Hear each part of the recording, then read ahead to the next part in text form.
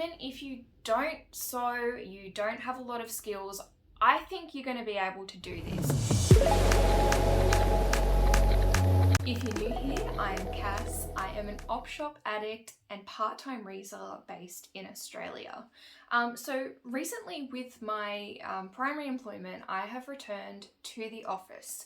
I had a few wardrobe clear-outs during COVID and my style has changed a lot since I was last in the office. So recently I've been trying to pick up pieces that kind of better reflect where I am at the moment. I grabbed this blazer, it's gorgeous kind of linen blend vintage blazer from my local salvos recently, but something about it is just a bit lackluster. So today I am going to show you my one simple trick to elevate any thrifted piece. Now, this tip that I'm going to give you is, like I said, very simple. Even if you don't sew, you don't have a lot of skills, I think you're going to be able to do this. There are just a few things you're going to need. So you're going to need a donor piece. So what we're going to do is we're going to replace just these really basic buttons that are on this jacket. Super simple, right? So you're going to look for something that's got a similar size button so that your buttonholes aren't going to need adjusting. And when I do this, I like to look for a piece that's probably not going to be picked up and reloved. Something that's, out of style. Maybe it's vintage, but it's not popular vintage, but it's got those features that we're looking for. So I chucked this on my thrift list recently and I actually found it sooner than I anticipated. The other day when I was op shopping with a friend, I found this piece with these gorgeous gold buttons on the $2 rack at Lifeline. So this is going to become the donor piece for this little project. In terms of equipment, you're going to need a seam ripper, a needle and thread, and some pins. We're going to get to work on both of these pieces and removing these buttons. So here we've got our donor piece. We are going to find the stitching where the buttons have been connected. And with our seam ripper, we are just going to slip that under and tear through the stitching there. And you see the button comes off nice and easily. So we're just going to repeat that with the rest of these buttons.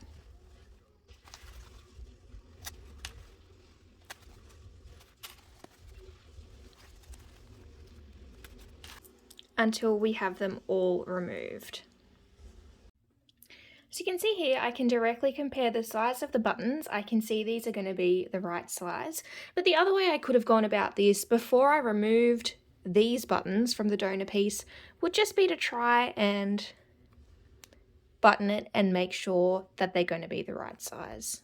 Now we've salvaged the buttons from the donor piece, we are going to remove the buttons from the blazer. Now you can see here, these ones, they're a little bit different. So I'm just going to slip in here and cut these threads, and you can see that comes right off there.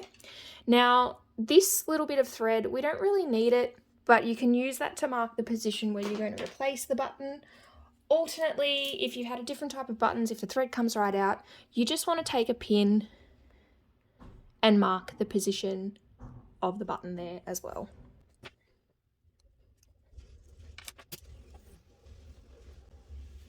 So there we have our two main button positions marked. Now the sleeve on this one you can see has 3 buttons. I only have 1 button per sleeve. I'm just going to check. I can see this is stitched internally, so removing these buttons shouldn't mean I have a gaping sleeve. What I'm going to do is I'm probably going to position the buttons in this middle one. So I want to remove that first. And I'm being careful here not to damage the body of the jacket. So this fabric here, I'm just going to pull out these loose threads and I'm going to mark that with a pin.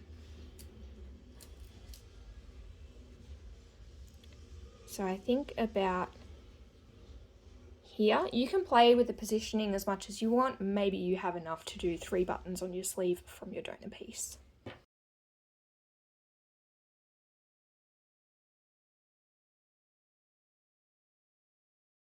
So I'm just going to stop there and see what this looks like if I kind of loosely place that button.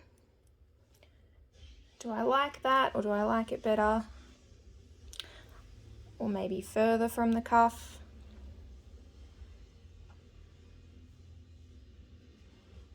I think I'm happy with that middle position. So I have all of my button positions marked. Now it's time to sew on the new buttons.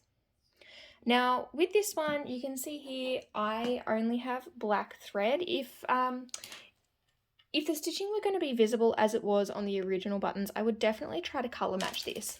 But with my salvaged buttons, they're actually going to be stitched through the back. So it's not going to matter so much that the thread doesn't match on these ones. So there might be a better technique or way to do this, but really if you're like me and you've only got a very basic amount of sewing skills, it's just got to be good enough, you know? It's only got to be good enough for you. It's just got to stay on there. So what I usually do is I just start off with a single stitch through there, through the button, and then back through, and I kind of tie this off in a, can't see there, in a knot. So you'll see here, there we go.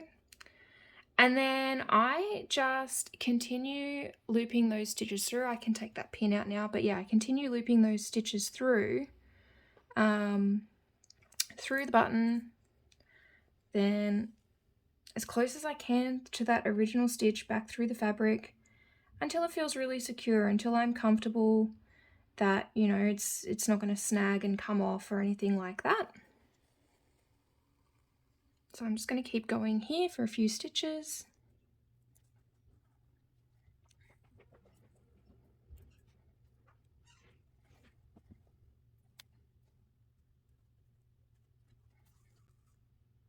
And then I like to do a bit of a tug test, make sure it's nice and secure. And I'm probably going to do a couple more here before I look at tying this off. That feels really nice and secure there. So I'm just going to pick up a couple of those stitches. I'm going to tie a couple of knots in under there so it's nice and secure. And again here, you know, this technique might not be the most professional, but it gets me by. So there we go, there's my first button done. And I'm just going to come back in with my seam ripper and tidy up the ends of those threads.